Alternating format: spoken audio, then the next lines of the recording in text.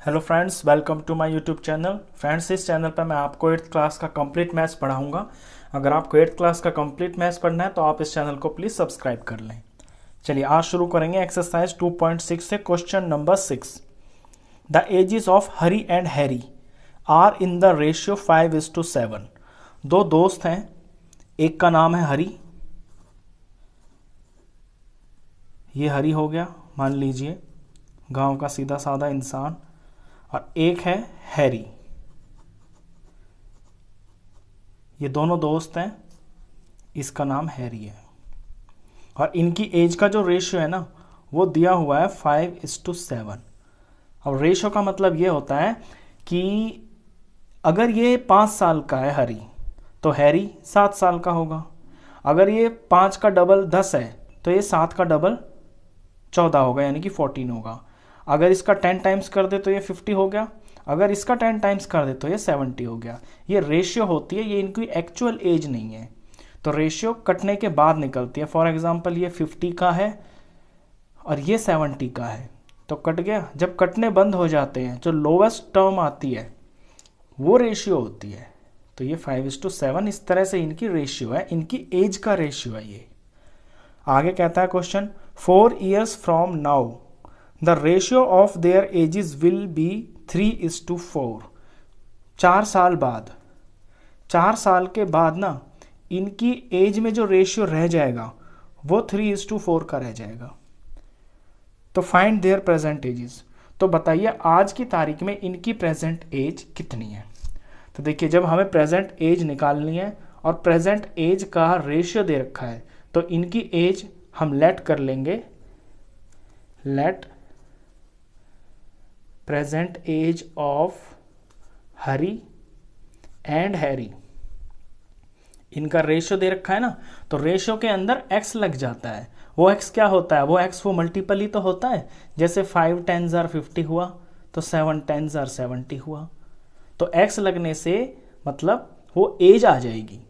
तो let present age of Hari and Harry are 5x and 7x।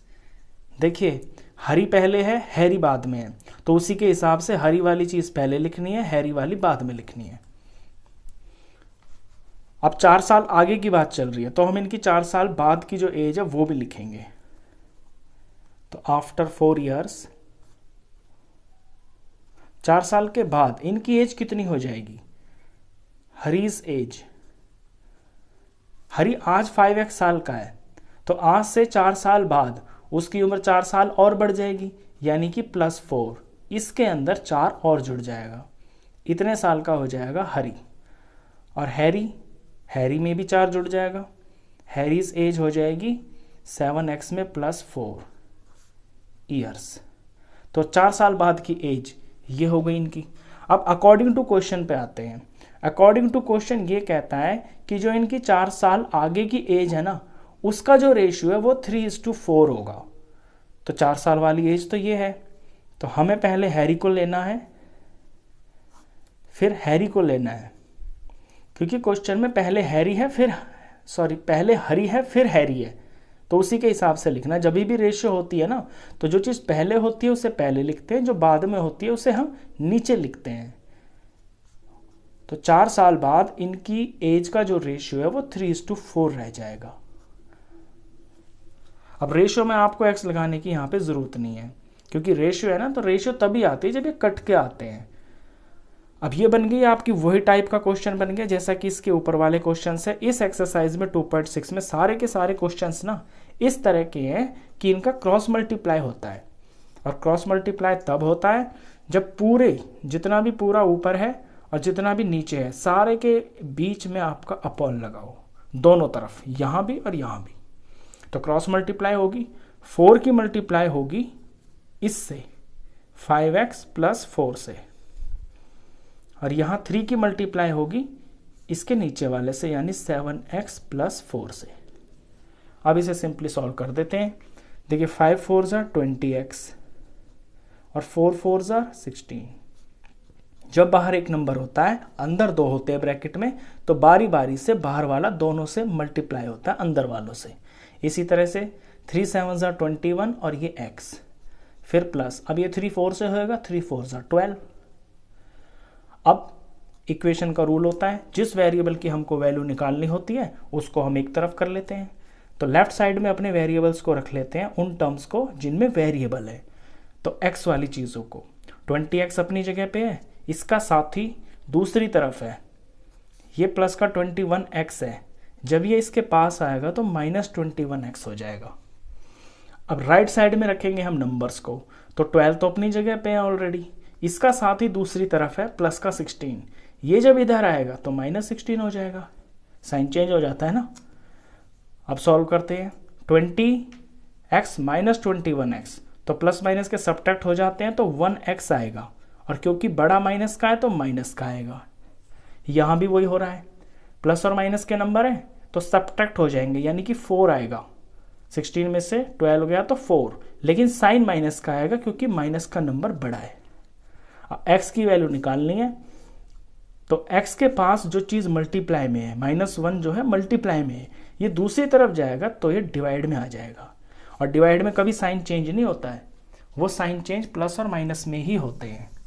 तो x की value आपको बिल्कुल साफ साफ दिख रही है, माइनस से माइनस कट गया, 4 को 1 से डिवाइड किया तो आया 4, तो x की वैल्यू आ गई।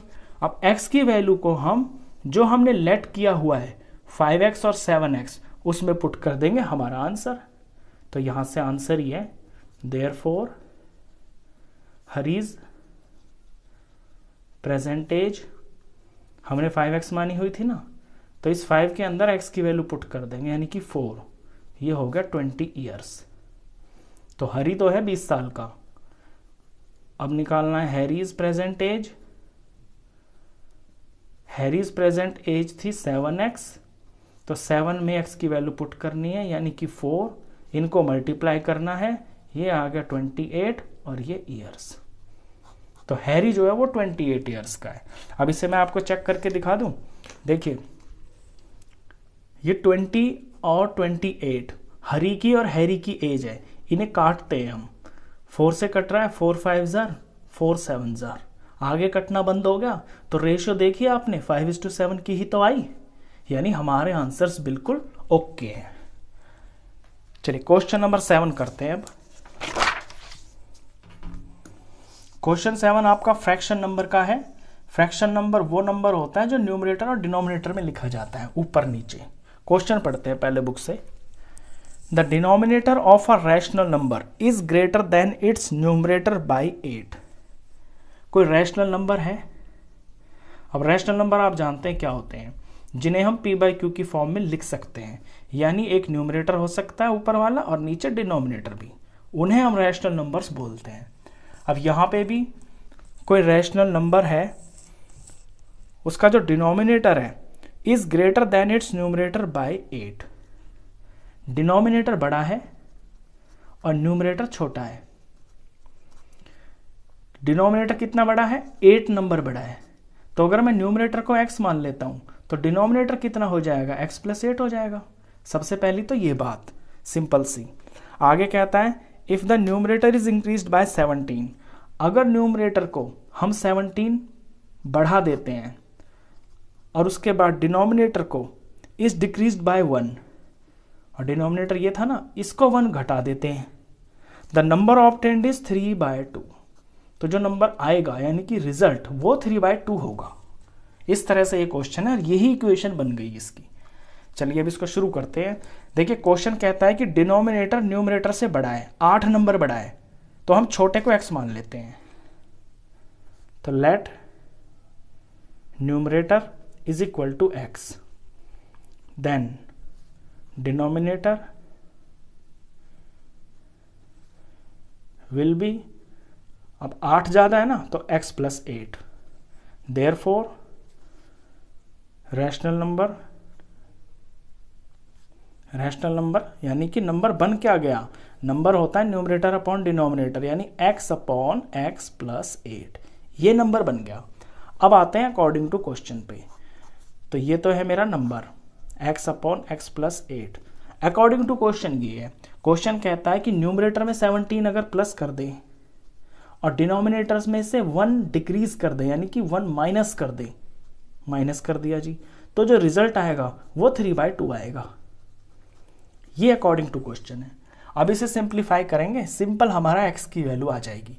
x की वैल्यू आ जाएगी, अपने इस रैशनल नंबर वाली इक्वेशन में इसमें पुट कर देंगे, हमारा नंबर आ जाएगा। चलिए सॉल्व करते हैं अब इसको मैं पहले जो डिनोमिनेटर है ना इसे सिंप्लीफाई कर लेता हूँ, क्योंकि 8 और -1 मिलके 7 हो जाएगा। तो x + 17 ऊपर एज इट इज, और x 8 में से 1 गया तो 7 आ गया, प्लस का 7 इज इक्वल टू 3/2। अब ये सिंपल फॉर्म दिख रही होगी आपको कि अब इसमें क्रॉस मल्टीप्लाई करना है इस तरह से। तो 2 की मल्टीप्लाई करनी है x + 17 से, इज इक्वल टू 3 की मल्टीप्लाई करनी है x + 7 से। अब 2 को बारी बारी से करना है अंदर दोनों नंबरों से। तो 2 को x से किया तो 2x आया, प्लस का प्लस आया। 2 को 17 से मल्टीप्लाई किया तो 34 आया, इज इक्वल टू 3 को x से मल्टीप्लाई किया तो 3x आया, प्लस का प्लस। 3 को 7 से किया मल्टीप्लाई तो 21 आया। अब दोनों तरफ आपको दो तरह के नंबर दिख रहे हैं, एक तो वेरिएबल वाला और एक अकेला वाला। तो वेरिएबल वालों को आपको एक साथ कर लेना है। तो 2x अपनी जगह पे है, ये 3x इधर आ गया तो माइनस हो गया। नंबर राइट साइड में रखेंगे, 21 अपनी जगह पे है, ये प्लस का 34 इधर जाएगा अपने साथी के पास तो -34 हो जाएगा। अब सिंप्लीफाई करते हैं, 2x में से 3x गया तो माइनस का 1x आया, इज इक्वल टू, यहाँ पे प्लस माइनस हो रहे हैं। जब प्लस और माइनस के दो तरह के नंबर होते हैं तो वो आपस में सब्ट्रैक्ट हो जाते हैं। तो 34 में से 21 माइनस होगा तो ये आएगा आपका 4 में से 1 गया 3 और 3 में से 2 गया 1, और क्योंकि बड़ा नंबर माइनस का है तो माइनस का 13 आएगा। अब x की वैल्यू निकालनी है, इधर तो -13 ही रहेगा, x के पास -1 मल्टीप्लाई में है तो यहाँ से शिफ्ट होकर जब ये इधर आएगा तो ये डिवाइड हो जाएगा और साइन चेंज नहीं होगा। डिवाइड मल्टीप्लाई में साइन चेंज नहीं होते हैं। अब x की वैल्यू आपकी क्या बनी, माइनस से माइनस कट गया, 13 को 1 से डिवाइड किया तो 13 आ गया। यानी कि वेरिएबल x की हमें वैल्यू पता चल गई। वेरिएबल की ही वैल्यू पता चलानी होती है इसमें, उसी से हमारा आंसर निकलता है। तो अब डायरेक्ट आंसर आएगा, देयरफॉर रैशनल नंबर क्या है, ये है ना रैशनल नंबर x + 8। इसके अंदर हम x की वैल्यू पुट करेंगे, ऊपर 13 आएगा, नीचे 13 + 8 आएगा। सॉल्व किया 13 और 13 और 8 को प्लस किया तो 21। तो यही आंसर है 13/21। This is your answer. तो इस वीडियो में बस इतना ही, इसके साथ ही आपका चैप्टर भी खत्म हो जाता है। तो नेक्स्ट वीडियोस के लिए फिर मिलते हैं आपसे नेक्स्ट वीडियो में, तब तक के लिए गुड बाय।